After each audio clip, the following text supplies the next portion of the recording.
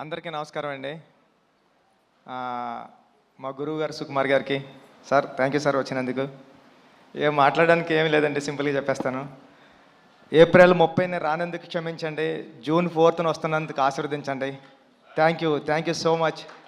పెద్ది చాలా కమర్షియల్గా emotional ride Satish గారు చెప్పినట్టు మీ అందరి హృదయాలకి చాలా దగ్గరగా ఉంటాడు పెద్దిగాడు. పెద్దిగాడిని హృదయంలో తీసేయడం అంత ఈజీ కాదు. థ్యాంక్ యూ అండి, thank you so much. June 4న నా ప్రేమనంతా చరణ్ సార్ మీద చూద్దరు, కానీ ఈ అవకాశం ఇచ్చిన చరణ్ సార్కి థ్యాంక్ యూ సో మచ్ అండి. Thank you sir.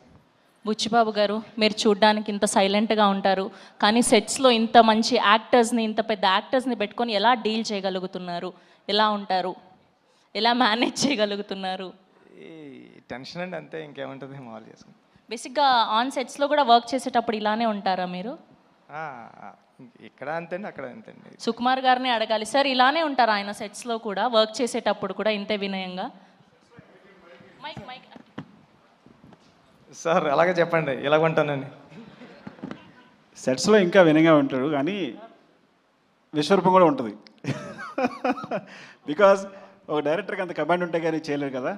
So there are two sides.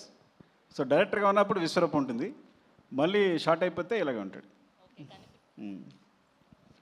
కనిపించని నాలుగో సింహం, రెండో సింహం లాగా సెట్స్లో వేరే బుచ్చిబాబు గారు కనిపిస్తారనమాట.